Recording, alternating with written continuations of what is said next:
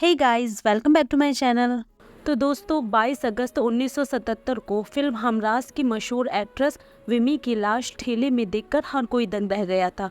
उनकी मौत हो चुकी थी और एक आदमी उस ठेले को घसीटते हुए शमशान घाट ले जा रहा था। तो कैसी थी फेमस एक्ट्रेस विमी की दर्दनाक कहानी, जानने के लिए देखिए पूरा वीडियो लास्ट तक। एक्ट्रेस विमी अपने ज़माने की सबसे रईस एक्ट्रेस हुआ करती थी, जिन्हें फिल्म में लेने के लिए प्रोड्यूसर घर के बाहर लाइन लगाते थे। फिल्म इंडस्ट्री में विमी एक ऐसा नाम था जिन्होंने कम समय में शोहरत, दौलत और सफलता कमाई, लेकिन जितनी तेज़ी से उन्होंने बुलंदियों को छुआ, उससे कहीं तेज़ी से वह सबकी नज़रों से इस कदर रोशन हो गई कि आज शायद ही ये नाम किसी को याद होगा।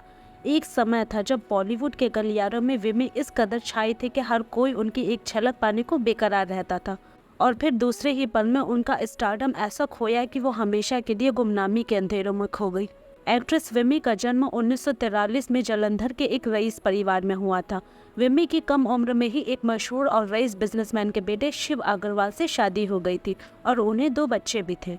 एक दिन उनके पति विमी के साथ एक पार्टी में गए। उस पार्टी में उस जमाने के नामी म्यूजिक डायरेक्टर रवि भी आए थे। जैसे ही उन्होंने विमी को देखा, वो देखते ही रह गए। वो तुरंत विमी के पास आए और कहा, आप फिल्मों में काम क्यों नहीं करती? रवि ने तुरंत विमी को फिल्मों में लाने की ठान ली और उनके पति शिव को मुंबई बुलाया।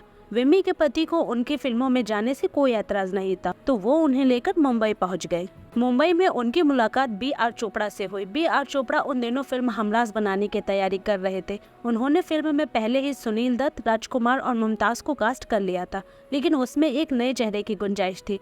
बी.आर. चोपड़ा ने विमी की खूबसूरती देखकर तुरंत उन्हें फिल्म में मीना को रोल दे दिया और 1967 में रिलीज हुई फिल्म हमराज से विमी ने हिंदी सिनेमा में कदम रखा। फिल्म में राजकुमार, सुनील दत्त और मुमताज जैसे आला दर्जा के सितारे होने के बावजूद भी विमी ने अपनी खूबसूरती से हर किसी का ध्यान अपनी ओर खींच लिया। ये फिल्म जबरदस्त हिट रही और इसके गाने भी लोगों की जुबान पर चढ़ गए। पहले ही फिल्म में विमी को इस कदर प्यार मिला कि उस जमाने के बड़े बड़े डायरेक्टर भी उन्हें लेने के लिए घर के बाहर इंतजार किया करते थे।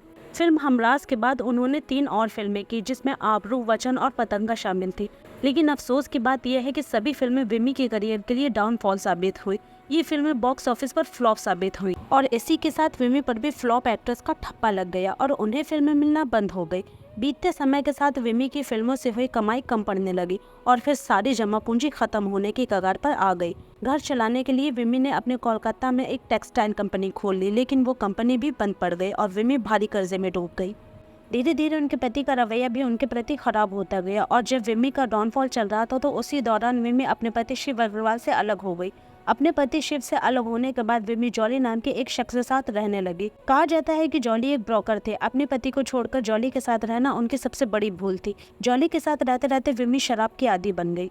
विमी की करीबी दोस्त रही कृष्णा ने एक इंटरव्यू में विमी के देह व्यापार की बात कही थी और बताया था एक समय ऐसा आया था जब ना ही विमी के पास घर के खर्च के पैसे थे और ना ही जॉली के पास। ऐसे में जॉली विमी को जबरदस्ती दूसरे प्रोड्यूसर के पास भेजता था और उनसे मोटी रकम वसूलता था। समय बीतते गया और विमी के जॉली से रिश्ते खराब होते गए।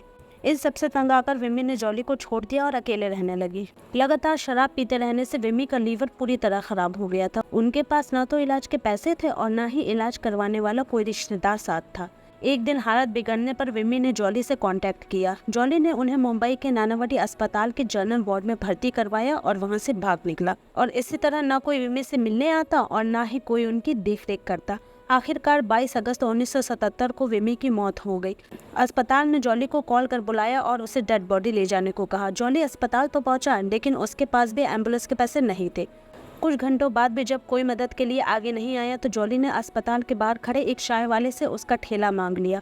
उसी ठेले में जॉली ने अपने ज़माने की मशहूर एक्ट्रेस विमी का शव रखकर शमशान घाट तक पहुँचाया।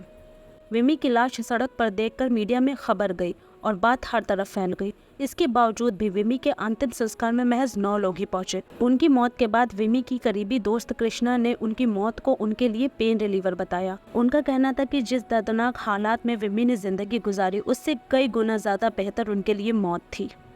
तो दोस्तों, कैसी लगी एक खूबसूरत एक्ट्रेस की ऐसी दर्दनाक कहानी? हमें कमेंट बॉक्स में बताइएगा ज़रूर। वीडियो अच्छी लगी तो इसे लाइक और हमारे चैनल को सब्सक्राइब ज़रूर करिएगा। तब तक के लिए बाय बाय।